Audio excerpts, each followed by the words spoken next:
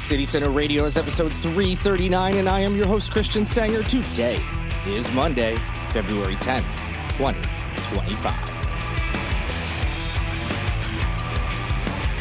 Happy Monday. Hope your week is off to a good start. It is the day after the Super Bowl, and what a game. I have no idea. I'm recording this before the game, of course. Hopefully it was a good game, and hopefully if you were watching it, whether just, relaxing or out and about or with friends, family, whatever, I hope you had a great time. And if you didn't watch it, I hope you had a great time too. Hopefully, like I said, hopefully it was a good game, and I will know in just a few hours after recording this. But yes, when you are listening, this will be Monday, February 10th or after. I hope you have a great week. If you're looking for plans, go to holycitycenter.com/calendar. You can find all manner of things going on in town. Before we jump into the latest news, I actually got out of the house and did something. Well, at least something worth talking about, versus say like just running errands. It's been a little while since I've done anything, like I said, outside of just typical day-to-day stuff. So it was exciting. I went to a show at the Music Farm. Two bands that I listened to when I was in college and, on from there were performing, the Get Up Kids and Hot Rod Circuit. They were, like I said, I think they actually were around in the mid to late 90s in some capacity, but it was, once I started getting into like that pop punk emo type music, it was a little later. And so I didn't discover them until, they had already had an album or more out. And then just really grew to like both of them. And it was a fun show, lots of nostalgia, reminding me of that time in my life and friends and my brother as well, because he's a big fan of both of those bands. We used to have a Hot Rod Circuit, like one of those baseball shirts. I think he bought it originally. And then when I would come home from college, or maybe it was sometime like when I first graduated and I was home, he was, just going to college, or he was at home, in high school when I was in college. In any event, my point is there was an overlap when we were both still living in my parents' house, or, we're sort of living there, during college and stuff. And so I would borrow the shirt. I remember wearing it quite a bit. It's not like my brother and I shared clothes a lot. It's not like a thing we did, especially because we were 4 years apart. So we weren't always, exactly the same size. But I just remember vividly there was a couple of like band shirts like that we would kind of, hey, can I wear that shirt and whatnot? So that was a fun memory. And the show was good. Had a blast. It's always fun to see these bands that, have been going on now 20, 30 years or whatever. And they're celebrating, big records, the 25th anniversary or 20th anniversary of, whatnot. And it's good to see them still going, sounding good. And, it was a lot of fun. The crowd I was surprised because when you think of like the emo pop punk, the height of it, kind of that late 90s into the mid 2000s probably is at the height with bands like, Blink-182 was gigantic, of course. And then, there was other bands you might have seen on like TRL if you were, of that age, and you were hearing on the radio, and, it had that moment. And these guys were a little bit like lower down. These were like the bands that didn't get a ton of like radio play, but people who liked, that sort of genre of music tended to really like both of these bands, or at least were listening to them, here and there. And so I was surprised that, the Music Farm's a smaller venue, but it looked like it was sold out. I mean, it was packed in there, especially, once the Get Up Kids got on the stage. So that was fun to see too. There's a lot of people still enjoying that music, still wanting to see these bands. And it was just like I said, I'm a sucker for nostalgia, for stuff that I loved in that time frame in my life. So I knew I was going to have a good time regardless, but I was happy to see a, packed house, but the crowd was good, not like a disrespectful or wild crowd or anything. I think we're all a little too old for that, fans of these bands. And it did look like most of the people there were around my age range. Although I did see some parents, I'm assuming parents, could be an uncle or, whatever, with, there was maybe 3, 4, 5, like pretty young kids in there. So that was fun too, that they, maybe they're checking out a band mom and dad or their uncle or aunt or whatever we're into. So that was fun too, to see those kids getting exposed to to that music, and there was these two young girls, and I was kind of shocked that they were there. They were in the back. I kind of hang towards the back at the music farm, and they were at the merch table and like really wanted merch. And I was like, I don't know if this is just like a kid thing, like when you go do anything you just want something, or if they really were like into their mom or dad's band or whatever. So I thought that was really cool too. So anyway, it was a fun Saturday night. It was nice to get out and do something, even if I did it alone. But it was still a lot of fun. So without any further delay, let's get into the news. All right. Our good friend, Representative Nancy Cash Me Outside Mace, continues her media blitz to get on TV as much as she possibly can, which is why she's been nicknamed National Nancy. Not my doing. People in her own office said she kind of came up with that.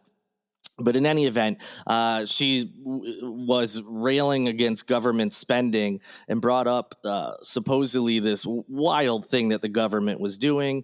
And you will be shocked to know that she was mistaken. So she claimed late last week that a year ago, the U.S. government spent $10 million in taxpayer money to create transgender animals. And she said she cited a study by the White Coat Waste Project as revealing this. I don't know much about that organization. What little I do know is that they are like a right-wing organization. So already, you've got a right-wing organization claiming that last year the Biden, administration did this creating transgender animals thing, and then Nancy Mace is running with it. It just seemed weird, and and Fox News just went with it without looking into it. They were just, yep, Nancy Mace said this. This is what she claims happened, but they didn't check with anybody else. They didn't ask any questions. And lo and behold, as the days go on, other people actually look into that and shock, gasp, it appears that she is wildly mistaken. She said that the taxpayer money funded gender-affirming care for animals, and she made these, by the way, these accusations or whatever at a subcommittee hearing on Thursday, and the hearing was titled "Transgender Lab Rats and Poison Puppies: Oversight of Taxpayer-Funded Animal Cruelty." Quite the wordy title. Certainly sounds scary and horrific. And again, turns out she might be wrong. So what happened? So apparently, the study mentioned this term transgenic and said something about transgenic mice, that they were doing experiments or whatever. And so transgenic does not have anything to do with transgender. And a lot of people are thinking Mace just saw this trans, title and just assumed it had something to do with transgender animals. But that's not what transgenic means. And I'm laughing not because I knew what it meant, but if I saw that term, I would have been like, oh, what is that? And looked into it before making any accusations. But transgenic means an organism or cell that has been altered by introducing foreign DNA from another species. So it has nothing to do with making transgender animals. Now, this is not to say whatever the hell these projects and experiments and things that they're doing on, it was mice, monkeys, and a couple other animals were mentioned. Doesn't mean that it's good, or, it's not something cruel is happening. So I'm certainly not saying, hey, let's just ignore all this, but we can certainly, it appears that we can say that Nancy Mace was wrong. There were not experiments to create transgender animals for whatever reason. And instead, it was the word transgenic, which is different. So I'll let you know if there's more updates. I'm still trying to find a news organization that is covering this outside of Fox. And like I said, Fox just ran with it without asking anybody involved with the government or fact checked it or all. They just ran with, hey, this is what Nancy Mace said. So I'm trying to find anyone that is covering it saying she's wrong. And so far, it's just, there's no articles. It's people online, whether it's Twitter or Facebook or whatever, that went and like actually looked into the stuff she was looking at and discovered this. So there's still questions. There's still confusion. We don't know exactly what's going on, but at the moment, it seems that is what she confused transgenic with transgender, and then just ran with it, because she's on this anti-trans rampage and still saying slurs on Twitter. Actually, what's funny is she's using the same slur she used, but she's censoring it by putting like an asterisk where a vowel would be in the word. It's like, well, if you're claiming you're not going to back down, if you're claiming it's not a slur and you don't care what people say, why are you self-censoring yourself on Twitter of all places where that word is allowed? I mean, honestly, everything's allowed. Any slur, any type of language, for the most part. It's very difficult to be suspended or have your account blocked on Twitter since Elon Musk took over. At worst case, it seems you might have, like, if you have a really bad tweet, with a slur or something, they might limit its engagement, meaning they won't like promote it, or it may not be as visible to as many people, but it's still there to be seen. So why are you self-censoring yourself if it's not a slur? Anyway, that's enough for National Nancy today. And the governor's race might end up getting even more interesting. The aforementioned Nancy Mace certainly seems like she's running. It also looks like the current Attorney General, Alan Wilson, is running. The Lieutenant Governor, Pam, I think it's Evitt is how you pronounce her name. I'm sure she'll run. And now, Thomas Ravenel, old T-Rav, is running for governor. Well, maybe. So, Ravenel, for those of you who don't know who he is, his father, Arthur Ravenel, was a politician here in the state. He was a big deal in terms of politics, and the bridge, of course, the Ravenel Bridge, named after his father. Family has money. They've been in politics and all manner of things. T-Rav himself was the state treasurer. We'll circle back to that in a little bit. And he also was one of the original cast members on Southern Charm, the reality TV series. He was on that for several seasons. So he's well known in this area. A lot of people, just hearing the name, they have a visceral reaction to it because he doesn't have the best of reputation in town, especially amongst the food and bev community. And that's a whole other story for another time. But he made news late last week when he said that he is going to run for governor, which would be in 2026 is when that race would happen. He made that decision, or at least announced the decision, in a late night post on Twitter or X.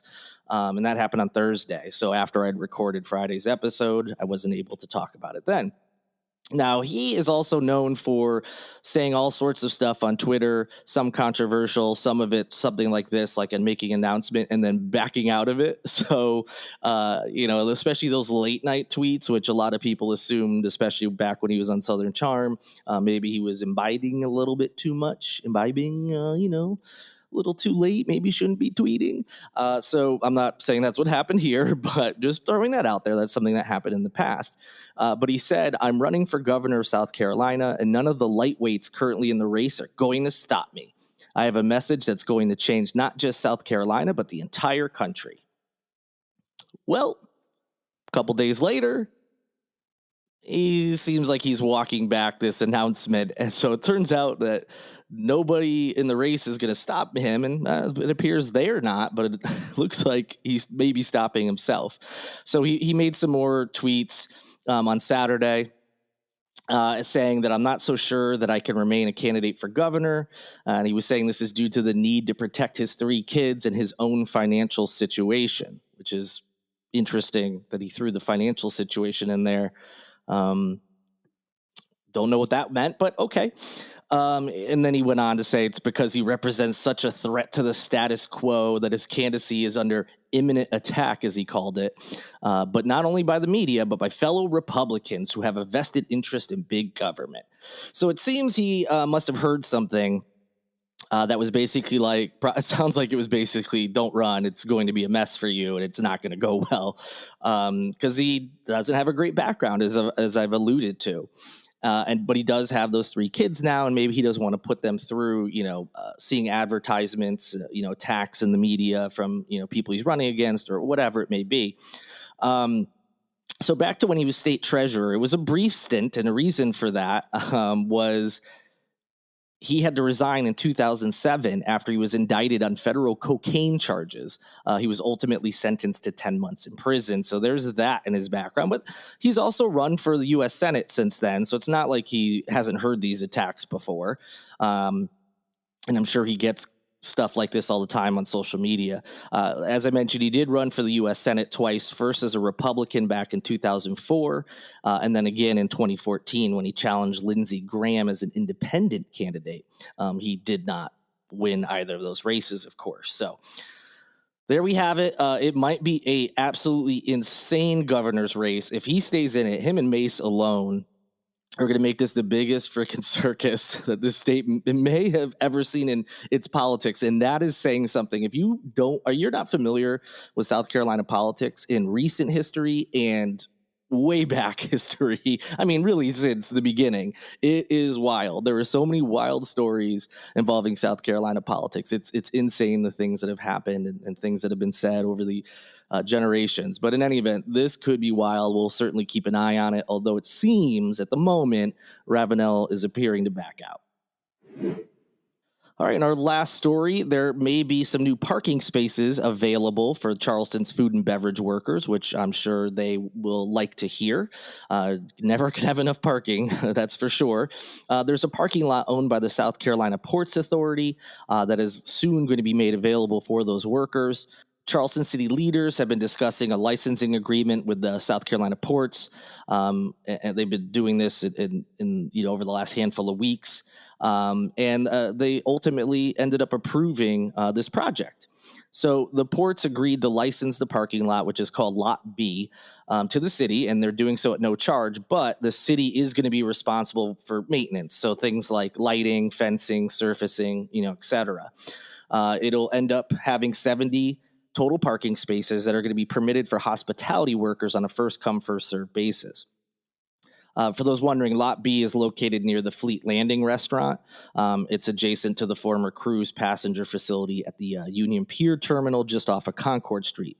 So if you work in that area, this may be a really great place for you to park. Now, details outside of that, we don't have them yet. City officials recently spoke to WCBD News 2, and they said they're working out the details, but hope to have it open to workers in a few weeks. So we'll see what exactly is going to be required. I'm sure it's maybe like a pass of some kind you'll need. But again, details are still being worked out, but we should have some more here shortly. And that'll do it for this edition of Holy City Center Radio. I hope you have an amazing Monday and a great rest of your week. I will be back with you soon. Already looking forward to it. Before I go, thank you so much for listening. Thank you to Lindsay Marie Collins with LMC Soundsystem for producing this and every episode of Holy City Center Radio. And also thank you to Tyler Boone, whose music you hear in each and every show. I'll talk to you later this week. Until then, good night and good luck.